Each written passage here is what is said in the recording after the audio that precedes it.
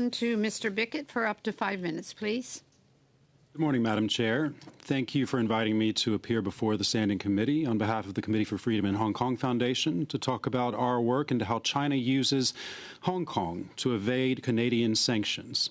This is a related issue to the import issues that you're speaking about today, and really is about how the Chinese government is willing to evade tariffs, evade sanctions on a broader basis. Merci d'avoir invité à comparaître devant le comité. Thank you for having invited me to speak today in front of the Standing Committee on International Trade on behalf of the Committee for Freedom in Hong Kong Foundation. CFHK is a non-governmental organization operating in Canada, the US, UK, and EU, and is focused on human rights and freeing political prisoners in Hong Kong. I am a human rights lawyer and international sanctions specialist who is the author of the CFHK report called Beneath the Harbor, Hong Kong's Leading Role in Sanctions Evasion. For this report, we extensively reviewed data sources, including Russian customs records, vessel tracking data, Hong Kong companies' registry filings, and came to one inescapable conclusion. Hong Kong has gone rogue. Previously a key partner in the global economy, the city's government now serves some of the world's most brutal regimes by smuggling military technology, cash, and prohibited commodities through the territory to flout Canadian and international sanctions. Our findings on Hong Kong's supply of military components to Ukraine are particularly alarming. Just after the Ukraine war began in February 2022, Hong Kong shipments to Russia dropped for 2 months before beginning to rise rapidly in the spring.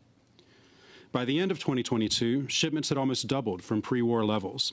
These were not benign shipments. Between August and December 2023, of the $2 billion in goods shipped from Hong Kong to Russia, $750 million, nearly 40%, and this is US dollars, comprised goods on the common high priority items list. This is a list of items Canada and its allies consider to be of the highest priority to Russia's war effort, 40% of shipments. Statistics aside, our report reveals how the Chinese and Hong Kong governments are allowing unprincipled people to profit off of the most dangerous, destabilizing states in the world, in particular the regimes in Russia, North Korea, and Iran. To give a couple of examples from our findings, a Hong Kong company that claimed to sell fertilizer and charcoal called Pyraclinos shipped millions of dollars in military-grade semiconductors to sanctioned Russian military supplier VMK. We discovered that its true owners are carefully hidden behind a network of front directors and shareholders from Cyprus, Kyrgyzstan, and Bulgaria. Neither Pyraclinos nor any of their front companies or individuals have been sanctioned. Li Jianwang was a Hong Kong trader who ran Arctronics International, a company shipping drone and missile components to Iran, which has regularly supplied these weapons to Russia and Middle Eastern proxy militias. When the U.S. sanctioned Arctronics last year, Li simply dissolved the company and started a new one called ETS International, which remains unsanctioned. A Hong Kong company, Align Trading, reported shipping 2 cargoes of integrated circuits purportedly produced by a French company, Vectorwave, to AO Trek, a company suspected by Ukraine to be supplying the Russian military. Vectorwave is a military contractor that produces expensive, highly specialized chips for use in military aircraft and communications equipment. None of the companies or individuals involved have been sanctioned. And as this is happening, the Hong Kong government, at the behest of Beijing, has explicitly said that it won't intervene to enforce Canadian or international sanctions, effectively inviting these smugglers to set up shop in the city. So what can Canada do? For starters, Canada should use its new secondary sanctions authority to sanction Hong Kong, Chinese, and other third country evaders.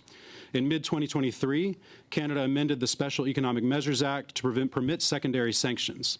This was a positive and essential step to addressing the problem. But more than a year later, Canada has yet to exercise this power. The United States and the EU, in contrast, have regularly designated third country collaborators for sanctions throughout Russia's war in Ukraine. Simply sanctioning trading companies is not enough, however. It is extraordinarily easy to dissolve a sanctioned Hong Kong company and set up a new one in a matter of days. Canada and its allies must get serious about targeting the infrastructure behind these activities by sanctioning logistics companies, corporate service agencies, and most importantly of all, financial institutions.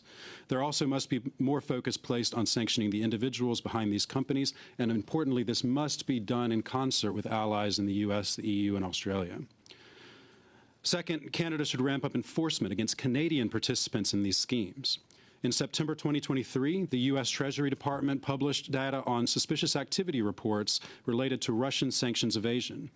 Of Western countries discussed in the report, Canada ranked third after the U.S. and U.K. for SARs filed against their citizens. The companies and individuals named in these SARs are not public information, but they suggest that there is potential for more expansive investigation of Canadian sanctions evaders. Finally, Canada and its allies must speed up the sanctions designations process. It typically takes many months to investigate and sanction a person. This pace has allowed evaders to run circles around the West, moving assets and changing corporate identities long before sanctions catch up to them.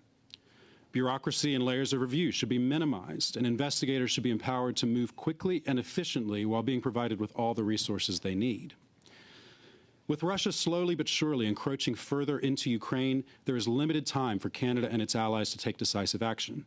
We strongly encourage the committee and the government to prioritize this issue. Thank you for your time, and I'm happy to answer any questions you have.